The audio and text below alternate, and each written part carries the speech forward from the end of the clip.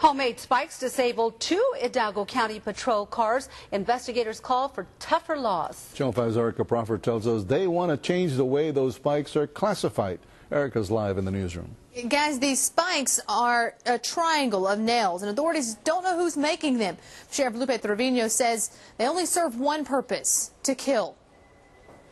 Small and deadly. Spikes like these are being used more often to harm police. Punching out a couple of tires is no big deal, but when you punch out those tires at 60, 70 miles an hour, you can very easily kill that deputy behind the wheel. Sheriff Lupe Trevino is trying to get these weapons classified as deadly. He's working with the Department of Public Safety and Border Patrol. If it's clarified, it could change the way they chase. These things are going to be used only for one thing and one thing only, and that's disable pursuing police vehicles at high speeds. The most recent attack disabled 2 sheriff's units. Smugglers in this white Ford truck tried to get marijuana across the border. They threw out spikes along this canal just north of Penitas. Their truck crashed into a tree. They bailed out, leaving nearly 1,000 pounds of marijuana behind. He thinks they may have connections in the area. Sheriff's investigators agree. The men in this case got away. Deputies believe someone picked them up, someone who could be equipping them with more deadly gear. If the spikes can get classified as a deadly weapon, it would allow officers to return the deadly force during pursuits. Sheriff Trevino says that could make them rethink the way they chase. Reporting live in the newsroom tonight, Erica Crawford, Channel 5 News at 6. Lefty, it's all part of a cat and mouse game between Border Patrol agents and drug traffickers that continues in an area near Los Ebanos. Residents say they can hear pursuits going on in their neighborhoods day and night. It was a chase that included Border Patrol, state troopers, and both the Sullivan City and La Jolla police departments. A Border Patrol spokesperson says it all began when agents noticed a suspicious-looking vehicle. The person in that vehicle then made a run for the river, with law officials in hot pursuit.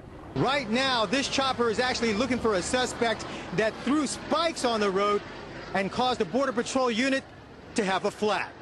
Border Patrol agents were still busy changing that tire when we were in Los Ebanos. We're told the homemade spikes also caused flats on 2 other civilian vehicles.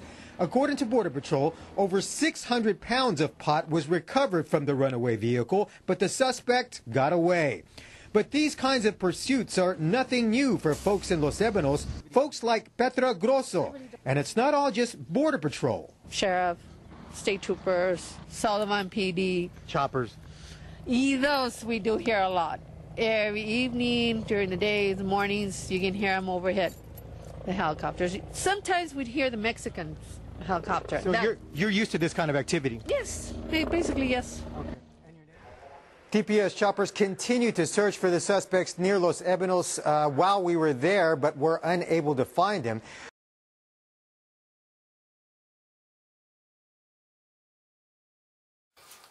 Right everyone, welcome back to here. I thought I'd do a new video showing people how to make caltrops, which is an item that you throw on the floor, and they're basically like individual stingers, I think it is. Is it stingers that they're called when the police put them out on the road and a car drives over and it punches the tyres? Well, these are a similar thing. You could chuck them if someone was running after you or a car was following you. And this is basically it. And what happens is, whenever you throw these, the spikes always land up. No matter how they land, there's always a spike facing upwards. And they're pretty simple to make. All you need is some kind of metal. This is a bit of tin that's about 2 mil thick. And this is adequate. And that shape you can see there in green, ignore the black, but this here, that's where you cut it up. So I'm going to use a pair of like tin snips, and I'll actually show you now. You need a pair of tin snips and some pliers, and you cut along those lines.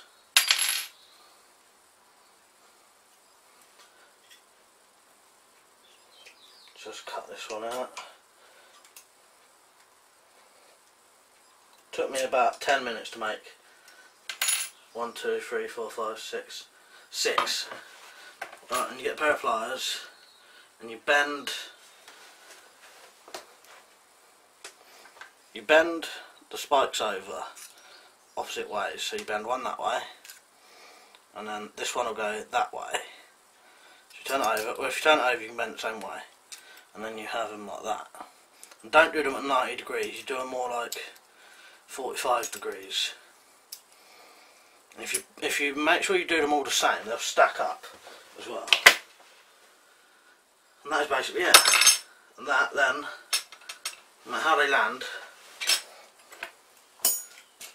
the spike will always be up. And they'll sit on each other. They'll sort of stack if you make sure you cut them all the same way. They'll sort of stack in a little pile like that. So you can keep them in your, well, I don't know about your pocket, but in whatever, you know. Well, you probably could keep them in your pocket if you had a little pouch. And chuck them like that. And there's spikes sticking up on all of those. Every single one, the spike sticks up. All you need, I went over the tools, didn't I? All you need is a piece of metal that's 2.5 inches by 1.5 inches. Tin snips and some pliers and a marker pen if you want to mark them all.